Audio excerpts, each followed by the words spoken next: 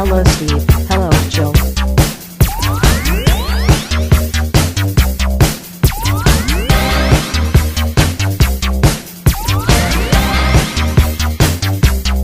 It's time to game classy. Big to be Demon Prince. Well, that's what I'm saying. He's just a demon prince. It doesn't matter about size. It's all about base size. What I would probably do is I'd probably use him as a second soul grinder. That's the likely scenario I will do.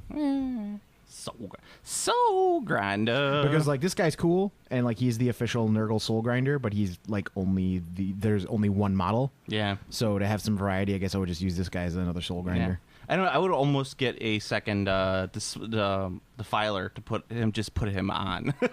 Oh, just put this guy on it. Just like stick him on a defiler. Yeah. Just on top of it, like riding, or like at a stupid, like a terrible angle. Like just glue it on top. No, of don't it. even glue it. Just use some blue tack. Oh, nice, Yeah, nice. Like he's riding a defiler. That's good. Yeah.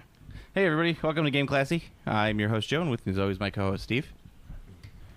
He's delicious. Was that tea? Is that urine? That's no. some dark urine. Yeah.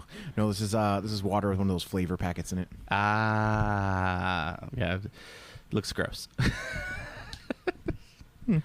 Anyway, so today we're mostly probably going to be doing mailbag stuff, but I wanted to get some stuff out of the way beforehand, just some news stuff. We're recording late on a Friday night. I got off work and I'm exhausted. Steve got off work. He's exhausted. But I can't record this weekend because Saturday I have to go to a children's soccer game. I've reached that stage in my life. Yeah. I'm getting drunk tomorrow. I'm going to the soccer game and I'm getting fucking wasted at a child's soccer game tomorrow.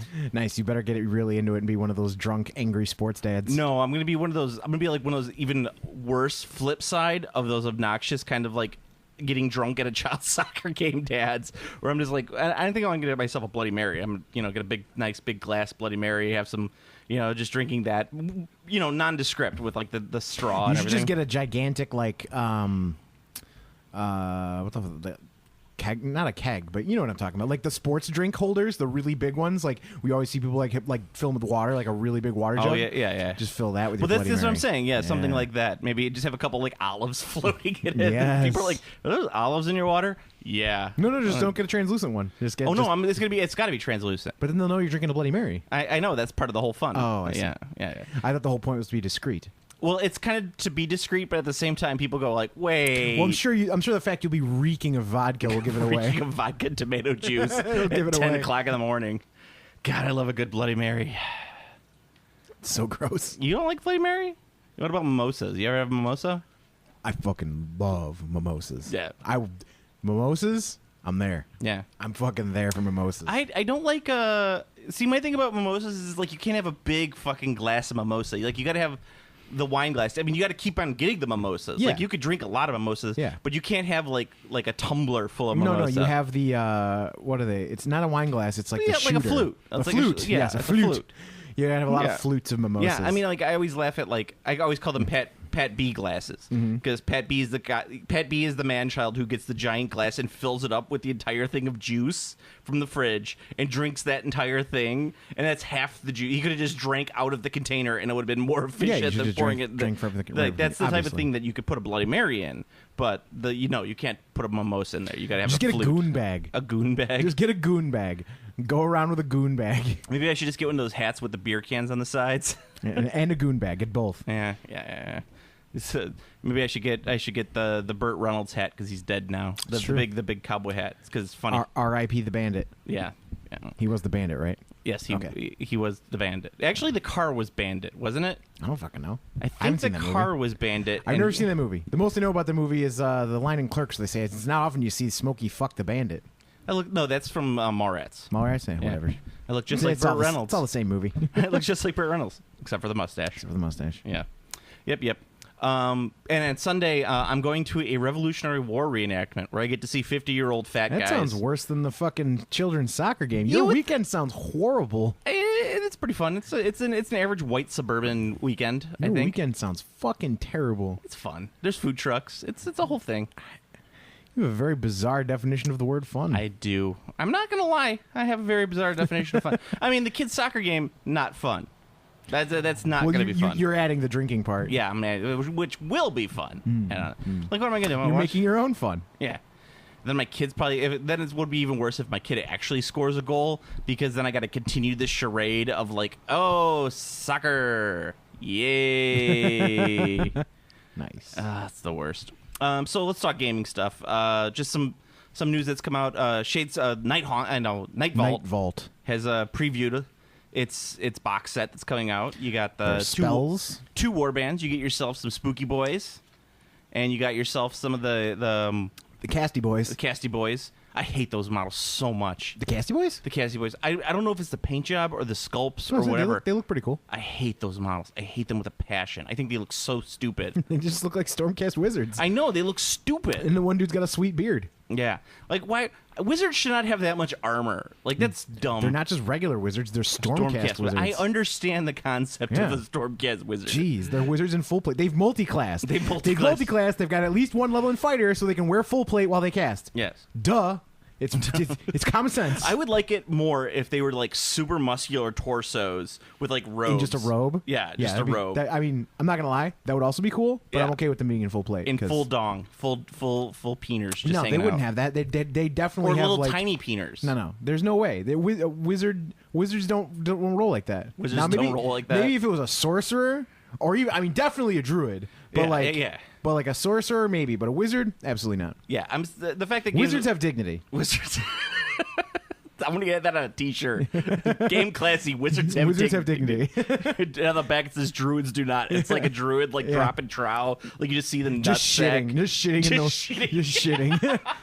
like you can have the front. The front could be like a wizard looking like ostentatious, like with like a snifter of wine or something, and the back is just a druid shitting. Just shitting. And he's got the crown, the antler crown. The antler crown, of course. Yeah. Like, and you totally see like his nutsack hanging between the legs. Yeah, definitely. He's just dropping a deuce. A deuce, a forest deuce. Yeah, but they have the what was I going to say? Oh yeah, the magic rules are being added to there, which it's just like a throwing weapon essentially. I mean, it's going to be different, but I don't think it's going to dramatically change the game. Well, the one spell that they show, like that's the thing, it has the possibility. The one spell that they spoiled has infinite range. Yes. I mean, it seems like it's going to be very difficult to hit with because it looks like you roll 2 dice and you need to roll the equivalent of 2 hammers, which is, I think a hammer is 1 out of 6. Or no, 2 out of 6. So, but you need 2 hammers. 1 out of 4. But you have to roll. 3. But you have to roll 2 hammers. You have to roll both, and you're only getting 2 dice. That's like a 1 in 9 chance. But it is infinite range. So, I mean, I wouldn't play it. That's definitely outside of my realms of acceptable probability. But like I don't even play things if it's 50% or less. Like that's the barometer. Like 50% or less, I don't play it. I don't play it. Yeah, I don't play it. It's too random at that point. Random. I ain't risking my game on a coin toss. Speaking of dice, I remembered to bring you something. So I was at Half Price Is it Books. Dice? Yes, I was at Half Price Books, and I found these. Is it alien creature genital generation dice? What is this? These are for you. Oh no shit. Yeah, I thought you'd appreciate those. What is a collectible dice game? What is this nonsense? It's a Star Trek: The Next Generation collectible dice game, and it has both the Federation dice in there and the Borg dice. That is absolutely insane. You could open it up. It is a collectible dice game. Yeah, someone obviously had opened this and then just closed. They put it in a bag and sealed it back hurriedly put it back in there. Yeah, there's actually no dice in this one. There's no dice in that one. Oh, maybe it fell out. This one has no dice. It fell out. The Borg Collective. It's actually pretty fucking cool. I know. That's why I was like, Steve would like this. Remember when I texted you and I was like, I found something at Half Price Books. I kind of want to keep it for myself. Right. And it's got like this. Like, look at this thing. It's like. That's pretty fucking rad. It's like a dungeon screen, but it's got like these are huge dice. These D10s are big. I'd never even heard of this. Who fucking made this game? Was it Decipher? I don't remember them ever making a dice game. 5 Rings Publishing Group. I am fairly certain that they are defunct. They're in Bellevue, Washington. I think they were in Bellevue, Washington. Let's see if I can find it. What is it called? 5 Rings? Yes. 5 Rings Publishing Group. 5 Rings Publishing Group. Oh, here it is. What a bizarre looking game. Oh, it's a spinoff of Alderac. Oh, okay. Which makes sense because 5 rings, Five rings. Legend and 5 rings. Right, yeah. right. That's what I kind of figured. Yeah,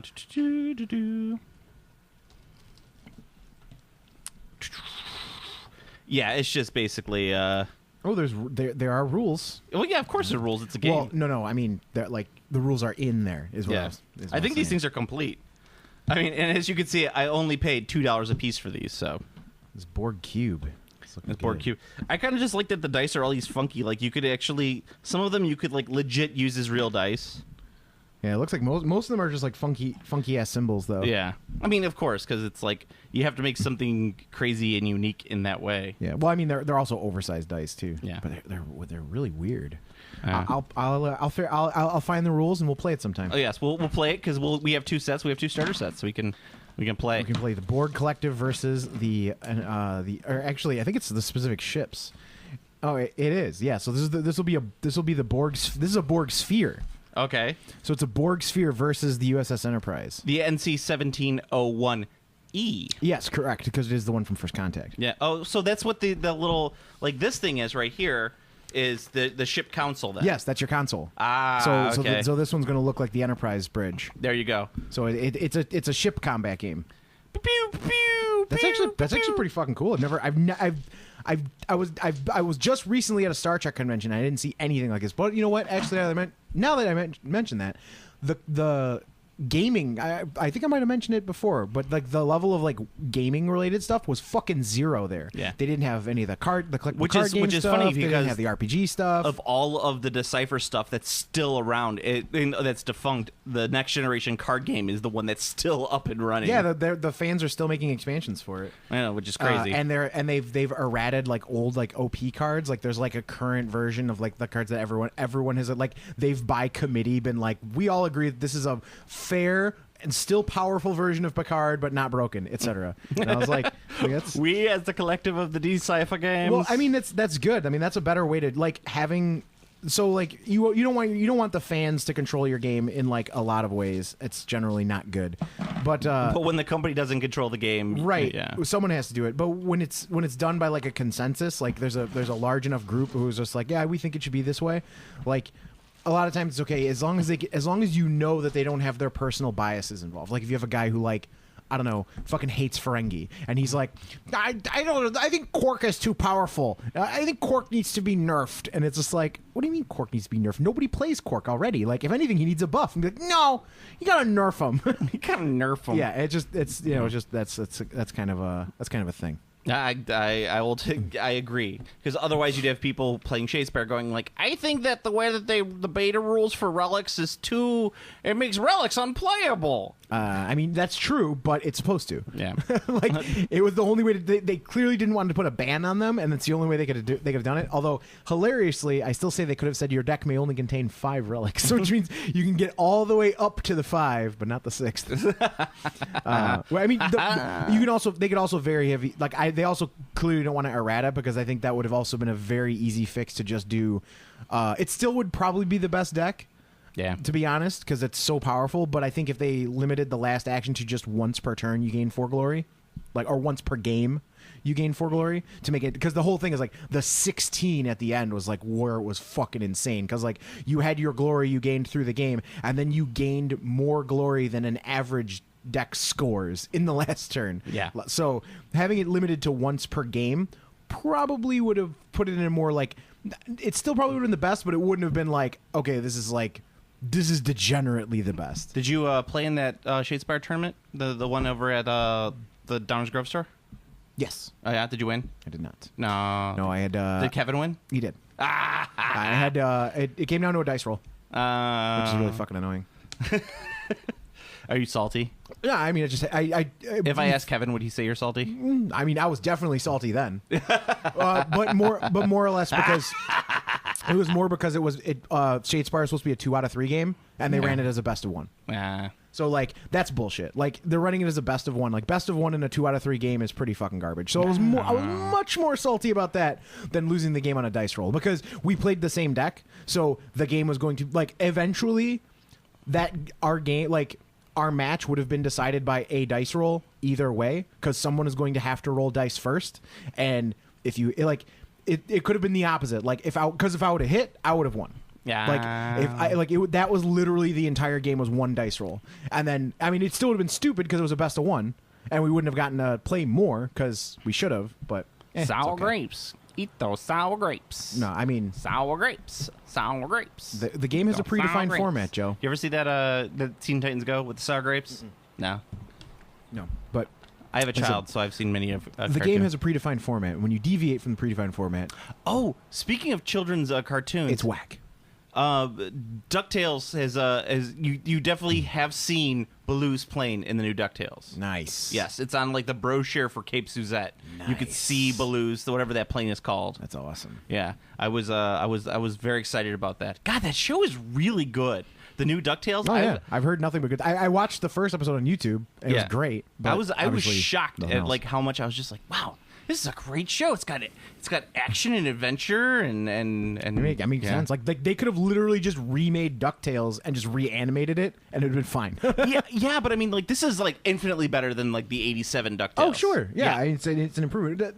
Disney's weird. I find that their quality goes like way like it's weird what they're like, what stuff they make that's really good. Like DuckTales is really good. A lot of their other stuff is total trash. And then I don't know. Well, I mean, Gravity Falls, Star vs. Forces of Evil. Those are both fantastic. I haven't seen Star. I saw one episode of Gravity Falls and it was okay. My daughter got into Gravity Falls this summer, and I've watched through. There's only 40 episodes. Mm. I've watched through it like 3 times now. Jesus. That's what having a child is like. And I gotta say, no wonder those Johnny videos are everywhere. I gotta say, it's really good. Right. Like Gravity Falls is probably like everyone's upset about Adventure Time ending because that just ended this weekend. Yeah, but they announced that it was ending 2 years ago. Yeah, I mean they said it was ending this year 2 years ago. Yeah, and it would have been better if like there was like a build up to it instead of just like, oh, here's the last episode. Like when was the previous episode? Like 4 months ago. Like oh, that's dumb. I heard it was kind of like a deflated balloon ending. Yeah, it was more like. It's like it's not bad. It's just my favorite ending to a children's cartoon series that I have seen is still probably Mighty Max. Mighty Max has a fantastic ending where so he shrunk down and went into some guy's pocket. Well, no, so they built like the ending of Mighty Max is built up over several episodes, and so Mighty Max in the show he's guided by that bird dude, I can't remember his fucking name, and his bodyguard Norman, who's voiced by Michael Dorn. Yeah, and the bird always knows like the future and like portents and stuff, and Mighty Max finds out why. And like towards the end of the episode, towards the end of the series, he finds this like tapestry that the bird has, and it's telling him the future.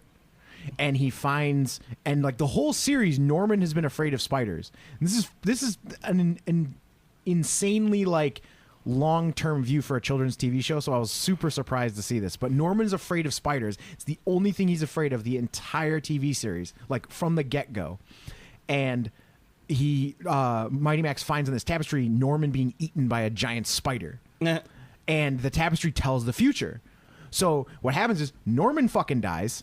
Skullmaster is about to win, and the bird is killed. Like everything is going to shit, and Mighty Max resets reality. He resets time, and then the final episode begins with the first episode of the show. So it's a fucking time loop. And and they're like, well, he's like, this time I'll be ready, and it's like, that's fucking brilliant. And so every syndicated episode is canon. It's all canon. It's all canon.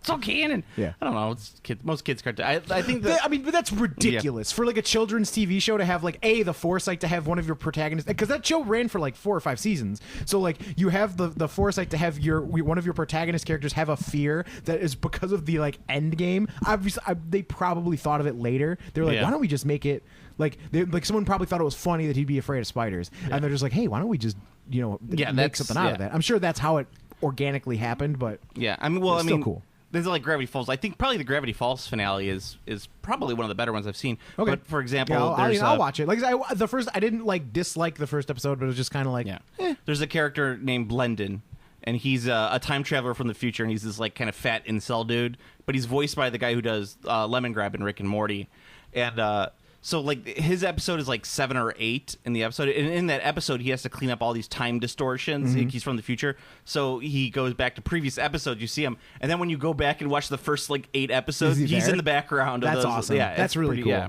All right. What other news stuff? I mean, we haven't talked about the Orc Dune Buggy thing, how the Orc Buggies are awesome. Because the vehicles are on bases. But then you have to play 40K.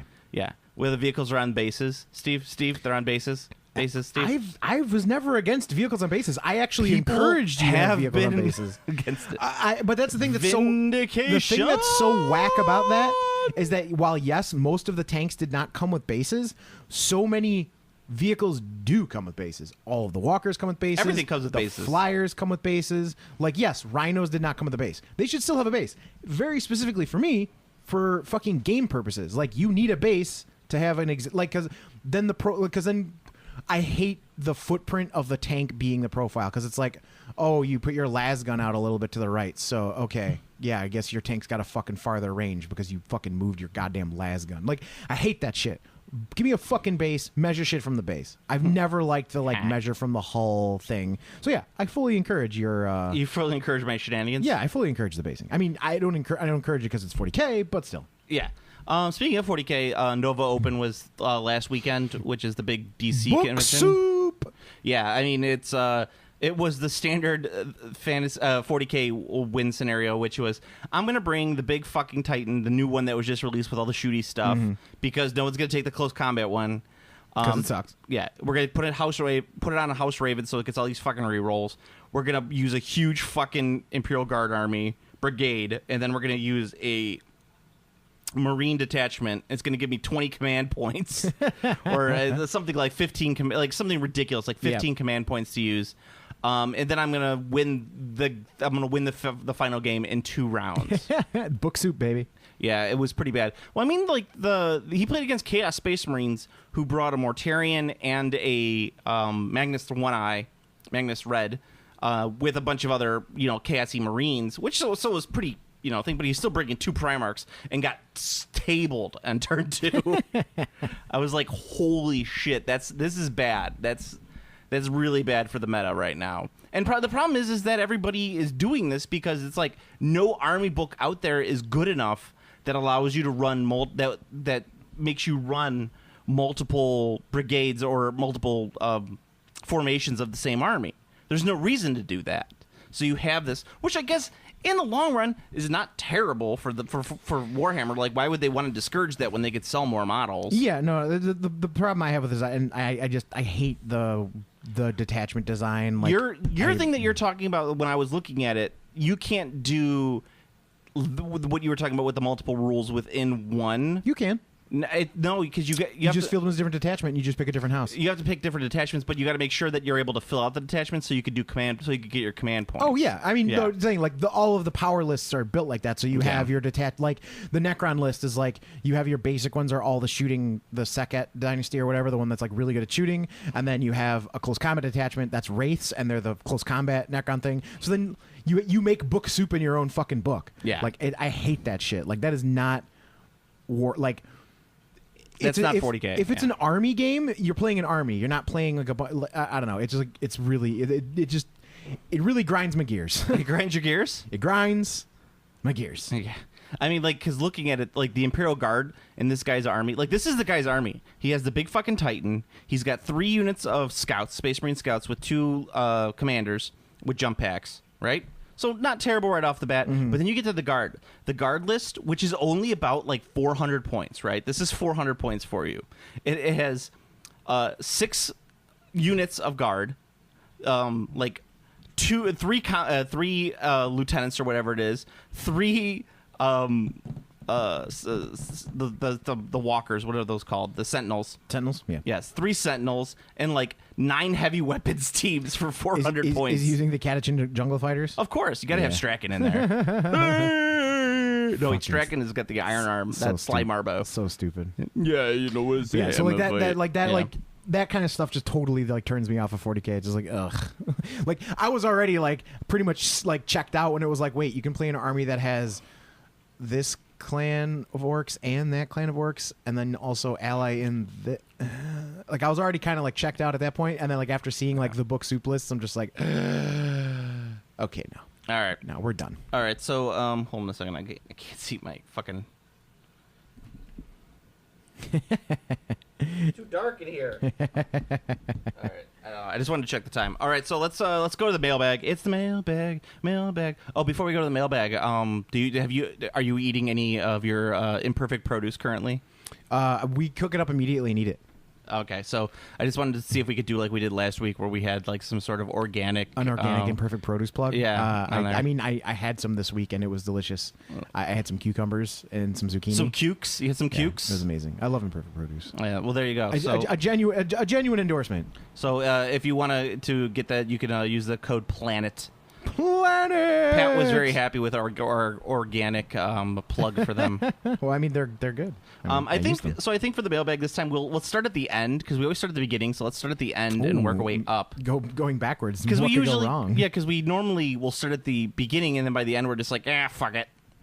So starting off at the bottom, we got Stuart A. Williams saying, now that Loader finally got an update and then other older games getting an update, what old specialist games would you like to see return for GW? Trolls in the Pantry. Age of Sigmar War Master. I see. You know what? War Master's too perfect of a game as is. I don't want to see any updates to it. No. So I very specifically said Age of Sigmar War Master. But there's no point to it. Sure there is. I want new War Master models. I know, but I want little War Master scale Stormcast.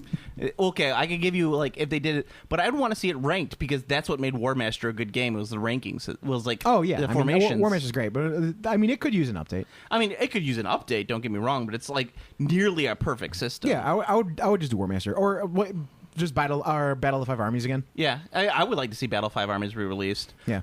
But I think if I was going to do it, what I'd like to see is old school like epic, not the Titan, the Adeptus Titanicus, this 8mm game. I want to see old school epic, but I want to see an actually really good rule set for it, like that's coherent and makes sense, as opposed to like the last two editions of it.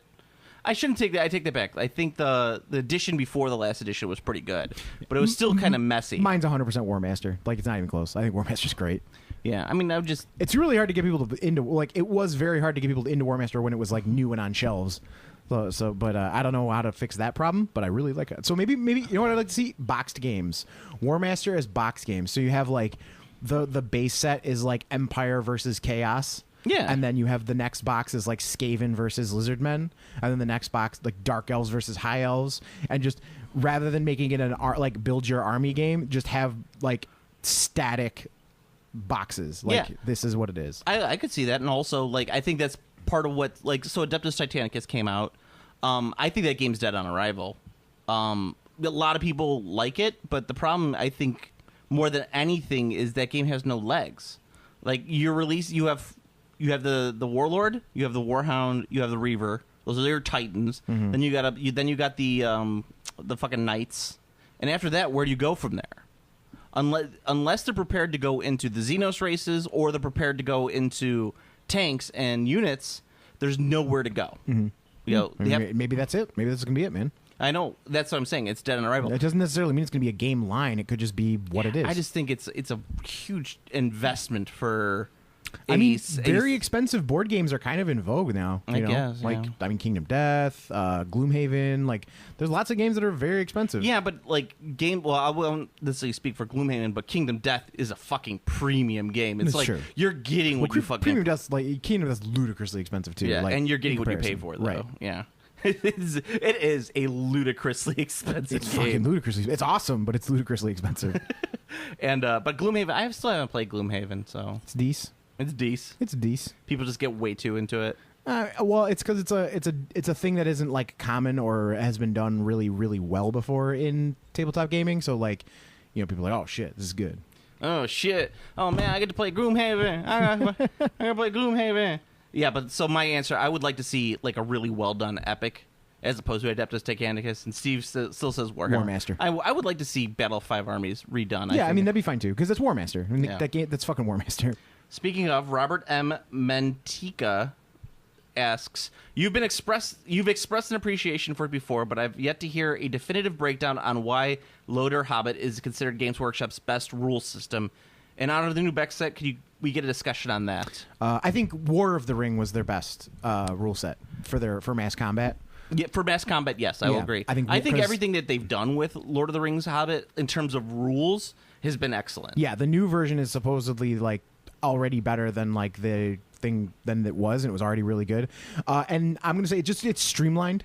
Yeah, it's really streamlined. It's smaller scale. It can be like the one. I don't know if it's a knock about the game so much as just like the way you can make an army is it can be very boring if you take a big army. Yeah. Like if you take a very big army, like if you take like 100 fucking Rohan fucking axemen on foot, you're probably going to be bored during that game.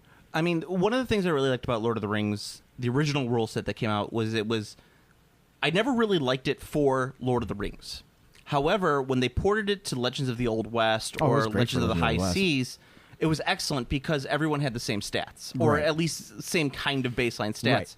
The problem with Lord of the Rings was that you'd have certain things like elves or like the Khazad-dûm dwarves in these huge heavy armor, and it made them fucking impossible to kill. Yeah, and that was a big problem around the Return of the King era of the game, but they fixed almost all of that by the time the Hobbit rolled around. Yeah. The problem is that there was such a lull in releases between Return of the King and the Hobbit. People were kind of like, but it seems like a lot of people have renewed interest in the game now with Pelennor Fields, which I like. So I just don't like the models. Well, I know you've been traumatized by the Riders of Rohan. Fucking traumatized. I hate all those models. They all just blend, like the orcs too, like those mortal orcs. You've been traumatized because that was the battle. It was the battle. It was my battle. It was your my battle. own personal battle at the Pelennor Fields. It was your struggle. I also think the Might, Fate, and Will rule was really great. Yeah, it's still really good. They nerfed wizards in a really healthy way for the game as well, which was really good. And it wasn't overbalanced. Like it could turn the tide. Like you'd be like, oh shit, this guy's got a might point. Right. He's got this fucking might point. He's gonna do something with it. I better be careful of it. But it wasn't like overpowered. Like he's got 2 might points. Some of the characters were a little overpowered when it came. Like I think the Aragorn. Yeah, but like he was a lot of points. So like if you fucked up and he got killed. Or if he got like stun locked by someone, like because ring wraiths could cast a stun spell. So like if he failed his save and got stunned, like a 90-point ring wraith just stunned your 300-point Aragorn. Like that's bad. Yeah, I think one of the things so with the new set, I haven't dug too deep into it. Too deep and too greedily. I've dug too deep. I haven't dug too deep into it, but one of the things that I really like is that certain characters, like how you build your armies based upon the characters that you take. So like epic characters get to take more followers. Mm-hmm. But because they're an epic level character, they cost a lot of points. So you can't like take them. He could take 30 followers, but you're never going to be able to fill that out in your army list because you need to fill it out with more characters. Yeah, so if you play it as the game was designed to be played, it's still the best rule system. If you try to line up and play a giant army game, it's awful. Yeah, it's the closest... Minus War of the Ring, which was really good. And it's the closest Games Workshop ever came to alternating... Activations. Yeah, it's true. Which... Fuck, I wish they would do that. My God. Age of Sigmar would be perfect for it, too. And are you kidding me? 40K? 40K would fucking... 40K would be sketch because there's so much shooting. Yeah, but even still, like, 40K, that would change 40K into being the best game out there as if they did alternating activation. It would definitely be better than I line up my guys and my entire army shoots your army and then moves and then does all this bullshit and then the game's over by turn 2. Yeah, I'd agree. With Sigmar, it's not as bad because Sigmar is usually resolved in close combat and both players participate in close combat. I would say, and it's pretty close to almost alternating as is. You're not running that many units. Yeah, it's true. It's true. Yeah. Yeah, that's what I dig most about Lord of the Rings. I never really played too much of The Hobbit, so I don't know the major rules changes they did between then, but it's close enough, I think. So that's part of the reason I think that the Lord of the Rings is a great rule set. Just it's smart, and it was streamlined. It was before Age of Sigmar did it, and I think a lot of the things you saw in Age of Sigmar were because of Lord of the Rings. Yeah. Like they took all of the lessons learned in Lord of the Rings, and they were like, let's port this over. So now I'm super excited for the new edition, actually. I'm like really hyped for it. So yeah, I have, as I say, I'm waiting for the armies of the Hobbit because I have a Hobbit army at home, so I don't really want to get the Pelennor Fields and all that bullshit and not get any of the rules. It wouldn't make any sense because you have a Hobbit book. Yes. Okay, Jason Yarborough asks, is the Kickstarter tabletop games era waning? Absolutely not. You don't think so? No. Absolutely not. I think there's more. I think there's more blow-ups as we predicted. Yeah. There's been more blow-ups. The Kickstarter for Evil Dead 2 and Terminator. That dude just took the money and ran. Got 2 really good licenses.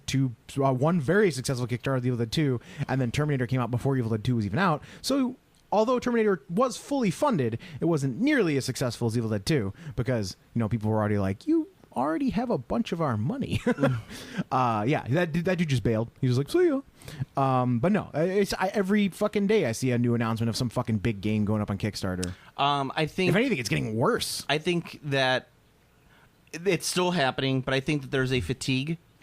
Well, maybe he means like the $4 million board game Kickstarter. Yeah. If that's what you're talking about, yes, that's gone. Yeah, I think there's a lot of fatigue. I don't think people really are. I think enough people have been burned and or have bought a shit ton of these Kickstarters that they're like, I can't do this anymore. Yeah. I don't think you're going to see big minis ones anymore. Like, you'll still see a couple, but it's not going to be like in the heyday when you'd get like 800 miniatures for $200. That's why I'm so excited about that one game, Conquest or whatever it was, the one that was at Adepticon that had the huge setup. Was it 38 millimeter? And it's not a Kickstarter. They're just releasing it like they're actually doing it like a real game. It's like, oh wow, a real game. What was that fucking? God, I can't think of it now. Fireforge Game is doing a Kickstarter with minis that looks fucking amazing. It's not out yet. Hold on. Let me see if I can. While you're looking at that, I'm going to hit up this next question. Okay. Raza Decon, since you guys are big time quotation marks podcasters and can get press badges, what cons would you like to get into if distance was not an issue? For me, Dragon Con. I would just do all of them. If distance isn't an issue, I'd just do every con. If you could teleport? Yeah, if I could teleport, I would get every con. If I could teleport, I wouldn't be going to conventions. I'd be going into the ladies' locker rooms. You can teleport, but you can only teleport to conventions. Oh, that's kind of shitty. Yeah, well, I'm sorry. That's your power. Your power to teleport, but you can only teleport to cons. So it could be like, Joe, we have to save the hero squad. Oh no, where's the crisis? Oh, it's in Los Angeles. Oh, what's going on? You're like rapidly looking. He's like, oh, there's a fish convention. Yeah, there's always conventions. Yeah, I mean, no matter where you go, you teleport to some shitty convention. There's a convention going on at the Duluth Ramada right now. Exactly. Yeah, Dark Shadows. Dark Shadows. Yeah. There's a Dark Shadow. I'd go to a Dark Shadows convention. Like, that's the thing is, like, I'd go to a shit ton of conventions if they didn't cost an arm and a leg to go to. A lot of these shitty conventions are super expensive. Oh yeah, and the hotel's always super expensive, and like the food is super expensive. It's like, can I get a hot dog and a soda? That'll be $17. It's like, yeah, what's on the hot dog? Well, that's nothing. I always go to the Wizard World Chicago, which is a terrible convention nowadays. It used to be a great convention. It's terrible now. But they always have the steakhouse right across the street. Not Sullivan's. Whatever the really nice steakhouse is.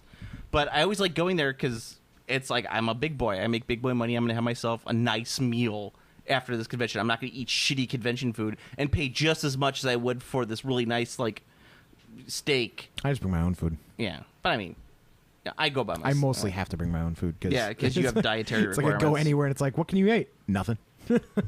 Yeah, so Fireforge Games is doing a Kickstarter for this thing called Forgotten World. It's basically, what it looks like to me is a 28 millimeter version of Lord of the Rings, the Night's Watch versus the zombies. Oh, okay. Yeah, so I mean, Fireforge Games does some plastic historical stuff. They mostly do like Teutonic Knights and like some medieval stuff, and they're really nice. They're great for substitution 9th Age stuff. But they're doing this Kickstarter and it's more fantasy based. But man, the figures are really nice for multi-part plastics. Like, take a look at this. Oh yeah, they look good. Yeah, I mean, they look straight up. Yeah, they look nice. Whoever sculpted them did a really great job, and the zombies look good as well. I'm just not a big zombie fan. I mean, I don't need any of these figures anymore, so there's no obviously. point. I know. I've been spending the last 3 weeks trying to build a fucking Warlord Titan in my basement. Did you ever break down and cry, just like wondering what you've done with your life? Like twice. Okay. Yeah. I mean, I've just reached 50% done now, and there was a point like about a week ago where I was just like, what am I doing? The thing is that like once it comes out of the 3D printer, it looks terrible. I should say it looks terrible. There's so much work that has to be done to make it look presentable. You're just like, fuck. But then when you make it look presentable and you get it painted, you're like, fuck, okay, this looks good. This looks really fucking cool. So it keeps you going to the next one. So now I'm finally working on the legs. I got the torso all done. I got to work on the legs, and then I got to print out the armor plates. And then, but I'm just like, fuck. I got like one leg done. Yeah, but I would, if a convention I would go to would be Dragon Con. I would love to go to Dragon Con. Fair enough. I have a feeling like a lot of like degenerate cosplay stuff goes on at Dragon Con after dark. Probably. Yeah. I mean, more so than most conventions. Probably. I mean, if it's a convention known for the cosplay, so yeah, probably. Yeah, and you know, I just feel like there's a lot of degenerate stuff going on. Like I want to open There's up. degenerate stuff going on at every con. Well, yes, sure yeah. But I want to like go to the one where it's like I knock on the door and there's like an orgy going on, and the guy is like a big fat guy wearing like a fucking I don't know a Scooby-Doo head. Answers the door and he's just like, "What's the password?" And he's like naked from the waist down, just got just a Scooby-Doo head on. And I'm like, "Anybody want a Scooby snack?" And he's like, "All right, come on in. Come on in." Did you bring a pie or a quiche? Did you bring the pie? Did you bring the pie? Yeah, I got blueberry. Is that okay? I wanted cherry, but all right. He just sticks it right on his crotch. Yeah. Like, all right. You go inside. It's just like a bunch of naked people. Like they're just eating. You're just like, I don't know what's the going. Weirdest orgy I've ever seen. I haven't seen many orgies. This is, I don't know. Is this on par with a normal orgy? They're like, stop talking. Put on your mask. Put on your mask and eat your Twinkie. Not like that. We got some more from Raza as well. Okay, what's next? Let's have some fun. You have to build an at least 4 faction army that can be plugged into any game of your choice, and you may only use video games. Oh God, that's way too complicated for me at this time of night. Yeah, I don't actually know what the. It's a video game. Like I don't play enough video games to care. But I mean, most video games don't have 4 factions. Most video games have 2. Yeah, I guess. Yeah, so I don't know. I can't. We'll can't skip do that one. Yeah. Oh, you know what? Final Fantasy, and they're just different Final Fantasy games. So it's the bad guys from Final Fantasy 7. They're one faction. The bad guys from Final Fantasy 6. They're another faction. Bad guys from Final Fantasy 2. They're another faction. There you go. How do you like that answer? Bam. Is it Final Fantasy 2 U.S. or Japan? Either one. Okay. Let's see. Paymaster Games is working on a game that is intended to be an introduction to the tabletop hobby. Other than easy to assemble and paint minis, what would you fine gentlemen like to see in a game like that? Very low dice rolls. Like make things roll 1, 2, or 3 dice and make them all d6s. Yeah, that's pretty good. Like it rolls 1 dice, 2 dice, or 3 dice, and if it's very so like your boss man rolls 3, your elite rolls 2, and your shitters roll 1. Like as simple as possible, and definitely make it high roll, because like even Age of Sigmar is difficult to teach to people who are new to gaming. Yeah. Like if they're into gaming already, it's usually pretty easy to teach people. Like once you've played a game, it's usually easy to convert you to any other game. But when someone has not played any like hard like crunchy game before, even something like Age of Sigmar can be daunting, because so many things have so many different rules, and like you have to remember that this is a different to hit, this is to to wound. So I'll just do like, for me it'd be the most simplistic, like yeah my boss rolls 3 dice, I rolled a 9. What did you roll? 1 dice, you rolled a 3, your guy's dead. Yeah, like super simple. I'd also like to streamline stat lines. I think if anything, just try and get it so it's just dice. Like your guy rolls 3d6, and like add it, like the variety can just be for rerolls or dice modifiers. So like a wizard, like once per game he can make one of his dice automatically a 6 or some shit like that. Why can't he make it a 6? Because he's a fucking wizard. Yeah, because he's a wizard. And then like have like, your hero just have do rerolls. So like Shadespire is a really good example of how to do like low dice count but give you a lot of things. So like Shadespire has like the support dice, which matter. So like an easy way to track your dice, to generate your dice, but make it simple and make what you roll matter. You know and what? Rerolls Something too. that I had a problem with Shadespire when I was playing it recently. All the symbols on the cards, like I know what the symbols are, but would it kill him to put like a W on there for wounds and like an H for hits and something like that, just to make it a little easier on my eyes. I'm like, what the fuck does this mean? It's a triangle. What the fuck does a triangle do? Like, oh, that's your to wounds. I'm like, well, fuck it, just put W or TW to wound. It's not hard. I know it's like they got to do that for the international release, but still. Yeah. I tried to get someone to give me a Japanese copy of Shadespire. It did not go well. By the way, did you see that Space Marine thing I was telling you about? They're like blind bag Space Marines. Angel got some. Oh, did he? Yeah. Is it cool? Yeah, it's sweet. All right. I might have to. I want to see if I checked it out. Raza has a final one. What were your thoughts on Ready Player One? Did you see it? No. No, you didn't see it? Absolutely not. It was fine. It didn't have a lot of the magic that I think I talked about on the cast. Like part of what made the book fun was that it was very nostalgia heavy. I don't think the movie was nostalgia heavy enough. I think it didn't tread the line, and I think part of the problem was Spielberg didn't use his own IP. Spielbergo. Spielbergo had he was making a movie that he was making a movie based on a book that was a fucking jack-off session about Steven Spielberg. And he refused to put any of his stuff in there. And I'm just like, well, what's the fucking point, Steven? Like, you're the perfect person to direct this because you have this nostalgia factor on it. And this is what this is like the prime example, right? So the book, his first task to find the first key is he has to go through Tomb of Horrors from Dungeons & Dragons. So it's like he has to remember how to get through fucking Tomb of Horrors in his mind, because like he's played Tomb of Horrors so many times that he remembers how to get through it, and so he's got to go through it, and he's got to find all the traps and everything like that, and he's got to beat it multiple times.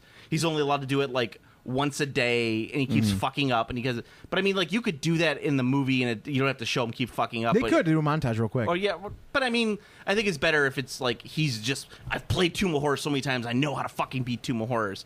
But in the movie, he's in like a race car, and like he has to win the race to get the key, and the race car's not based on anything. It's not like F-Zero. Like, he's not F-Zero, or what's that fun fucking race car game that got the guy that looks like Mr. Furley? It used to be on all of like the old school Windows computers. Oh, I don't know. It was like a race game, and it was like, welcome to the race game. And but it wasn't Mr. Furley. It was someone else. God, I wish I remember. Just do Cruising USA or Daytona. Yeah, Daytona. Like, something like that, or let's like go away. Outrun, pole position. Pole position. Like, you could do one of those and be great with it, but no, they don't. And it was really stupid. And it was like, well, this isn't. I'm not nostalgic for a game that doesn't exist, like a race that doesn't exist. Tomb of Horrors would have been great, and you could even like had it like it didn't have to be Tomb of Horrors. It could have been like fucking Zelda or Eye of the Beholder or some kind of like computer game that was a lot more visual than like let's say Tomb of Horrors. But that's my problem. Is like it didn't hit that nostalgia button enough. It wasn't like push button receive nostalgia enough for me. Anyway, Jens Traff, Rogue Trader models. Yeah, so they're releasing those for Kill Team. It's a Kill Team box set. Yeah, it's Kill Team box for indoor battles for Kill Team. I really like the Rogue Trader figures. I think they're all very cool. The Nurgle figures range from pretty cool to really stupid. Yeah. That's where I stand on that. No, you're absolutely right. I think all of the Rogue Trader figures are fucking awesome. And they're releasing mini codexes for them, so you can use them in actual 40K too. Yeah, the big fat fucking plague hulks are really stupid to me. One of them is cool. One of them, the one that has the like multiple faces all over him, really dumb. Yeah. The three-headed dude with the fire belly, pretty cool. You do like the Nurgle stuff. But yeah, but they range. And you get the little drone flies or whatever too. Yeah, they're cool. Yeah. And you get the doggy. Angel Baker, Cyberpunk 2020 thoughts. I believe. Well, I mean, I don't want to speak for you, but I think you're talking about the video game. Maybe? I think he's talking about the video game, but that's not 2020. That's 2027. However, 2020 is the tabletop RPG, so I'll give my thoughts on that and the video game. I think Cyberpunk was a very cool RPG when it came out. I think it is now very dated, but it's a fun like nostalgia ride if you like Cyberpunk stuff as like a game for one shots. I wouldn't run it as a campaign. If you're talking about the video game, I'm very excited. Looks like it'll be pretty cool. It looks like it's like a whole thing. Like, it looks like I couldn't just pick up that game and play it. Like, it's like a lifestyle at a certain point. Like, I have to live and breathe. No, I think if Cyberpunk 2027 because it's for first 6 person, months. Because it's first person and it's Cyberpunk. As long as you pick the right class, it's not going to be that way. Because like, it's like if it's like to give a Shadowrun comparison. There's the Street Samurai, which means you're a dude who runs around, stabs people, and shoots people. Your character has no more depth than that. So I'm sure they'll have that type of character for Cyberpunk. So you can just play the guy who just fucking shoots people. Yeah, but I mean, like, these people play like fucking Skyrim. They've lived Skyrim for like the last 2 years. 5 years. Yeah, 5 years. Like they spend 5 years of their life playing. Yeah, I mean, Skyrim. I still occasionally boot up Skyrim and play it. Skyrim's fun. This looks like one of those games where it's just like it's going to be a lifestyle. But again, Skyrim's a game that you can lose yourself in, or you can just play as the barbarian and just use a two-handed axe and just fucking murder everything. Yeah, you'd be Conan. Actually, there's a new what company just got the Conan license? Yeah. Well, I mean, the Conan's public domain. Yeah. Or do you mean the Dark Horse comic Conan license? I don't know. They said something about having a Conan license. Because Conan's weird because it's just like Lovecraft where it's a public domain thing, but then there's also licensed versions. So like the iconic Conan comic look that most people know of, I believe that's Dark Horse's version. Yes. So that like I think it's Dark Horse. So like I think Dark Horse currently owns it. Marvel had it for a while. Yes, but if you're using that version of Conan, that's Dark Horse. Yeah, because I think the original Conan, the original Marvel version was like was it Barry Windsor Smith? I think was the guy who did like the initial art design on it, and it fits. I think it fits with the original. Long ago, before the oceans drank Atlantis. Daniel, this one Cade. So the rights to produce Dune games have been bought up. Dune! Now, how do you not make My Name is a Killing Word into some seriously OP win the game there shit? You don't. You make it so that if your opponent gets the My Name is a Killing Word, if they get to that stage of the game, they win. So there you go. Oh, or also you could make it like the David Lynch movie where it's just like a box that they shoot. It's also true. Chani! I love that movie. It's a movie. It's so weird. It's so bizarre. It's like it's so great, and you're like, oh, this movie's perfect, and then it keeps going. Yeah, for if you're just an hour and a half like later, kind of like partially into Dune, but very into Lynchian, like it's a very perfect middle thing. I know, but I mean that's like the thing is like after the Harkonnens like take over and they defeat Paul and the Atreides, like. The movie actually should have ended there and started, and like there should have been a sequel, right? Because that movie just keeps going after that, and you're just like, they released fucking documents in the theater for that movie, the plot synopsis, so people would understand what the fuck was going on. Oh yeah, I mean, like I love sandworms. Don't get me wrong. Walk without rhythm. Go ahead. What's the next one? And I've gotten into it this week. What are your top 50 tips for Warhammer Age of Sigmar champions? These are my tips in order. Play Order. They're the best. If you don't want to play Order, play Destruction. They're the second best. If you don't want to play Destruction, play Chaos. They're the third best. And don't play Death. They're terrible. Okay, that's pretty good. There you go. Those are my tips. Daniel, this one, Kate again. Why don't you use Jen's sound bumpers for your imperfect produce bumpers? Is it because you're scarred by your exposure to too many shot trap boob armors in gaming? There's typos there. I don't understand what it is, but yes, I am scarred by boob armor. Yes, and also I just don't feel like it. Like producing this podcast, the only reason why I still been doing this after 5 years is it takes the least amount of effort possible to produce a podcast. More Daniel Viswankade. Obligatory. Where's my katana guy? Question. As I said, the katana guy's in the vault. He's only going to come out when he's absolutely necessary. Yeah. Joe, when are you going to make a cast that's nothing but the katana guy Shogun shorts all cut together? There's like 230 episodes of this podcast. I'm not going to go through 207 just to find all the Shogun bits. Yeah, I think. What are we on? We're on like 180 something or something or other. I know, dude. I remember our first episode was vampire accounts. That's all I remember. Horus Heresy comes to a close. Heresy. So is this the end of an era? Black Library, obviously. I mean, if you think they're done with the Horus Heresy, you are not. You are mistaken. So they're gonna put the Horus Heresy on the shelf, and then they're gonna bring it back. Let's talk about how this is pissing me off, right? So I started at the beginning Speaking of pissing. Okay, so hold on. I'll pause this.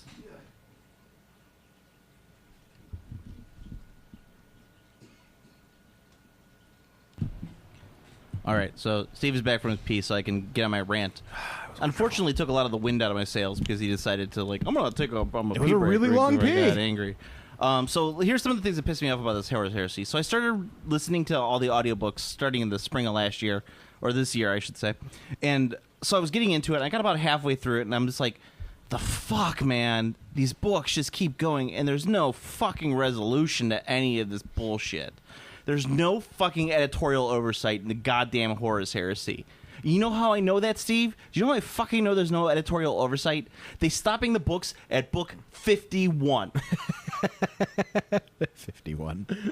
Like, no shit. You're going to stop the books at number 51. Not 50 like you should have done, 51. And they have, and now they're not even ending because it's no longer just going to be called the Horse Heresy. It's going to be called the Siege of Terra. It's going to be a 50-book series about the fucking Siege of Terra. Yes, flawless. Flawless victory. I mean, it's fucking nonsense. Black Library, hire me, put me in charge as editor of Black Library, and I will make this a fucking epic series.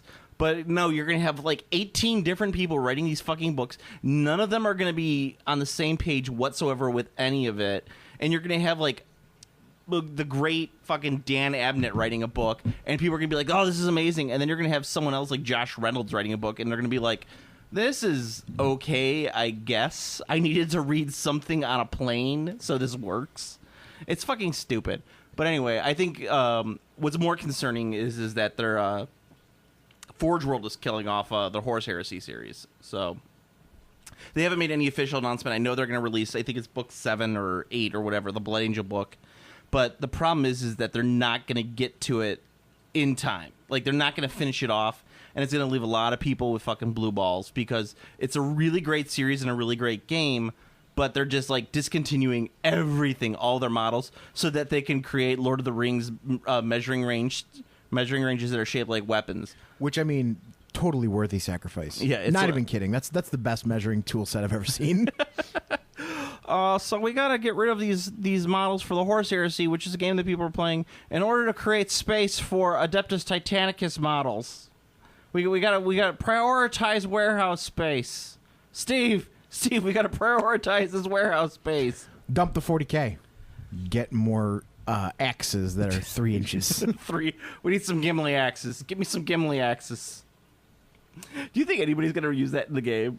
I mean, I will. I absolutely will. It's they're they're keyed to what they are. So Sting is a Hobbit's movement, and Gandalf's staff is 12 inches, so that's the range of spells. Like, it's fucking brilliant. It's fucking brilliant. No, here's a question. They're the best fucking. That is the best gaming accessory I've ever seen. Here's a question for you, though. Will you buy 2 so that you could glue them together to create a 3-dimensional Sting? No, see, the thing is, I would buy 2 to force my opponent to use them. Because I'd be like, here's my set of measuring tools. I'd be like, what do you got there? A tape measure? Get that shit off my table. Here. And just slide it over. Would you paint it? Would you paint them? Oh, yeah, absolutely. Absolutely. I'm going to do fucking weathering on the staff and stuff. Like a fucking degenerate. And I'm going to do a blue glow effect on Sting. Oh, because their orcs are near. Yeah, orcs are near. Fuck, yeah. Excuse me, your Sting is not painted. Your measuring sticks are not painted, Your sir. Sting isn't painted. The fuck? This tournament stipulates that all models must be painted. Your Sting is not painted, sir. Yes. I'm going to bring out my Bull Roarer Took. We're going to use him in this game. I believe his measurement is 1 Narsil. Can we Hand me a Narsil, please. Hand me a Narsil, please. Oh, God, this is ridiculous. Underworld, Flame of the West, reforged from the shards of Narsil. My daughter finally sat through Fellowship. Oh, nice. Yeah, she liked it. She liked it quite a bit. She got really scared when Bilbo popped. When Bilbo did the yeah. I got really scared. she jumped. And I was like, that's funny. That's hysterical. Now she wants to watch 2 Towers. Nice. So, but I mean, the problem is we can only watch like a half hour at a time because it's the half hour in between when her brother goes to bed and when she's got to go to bed. So it's not great to, but I guess it's better than in childhood chunks like that.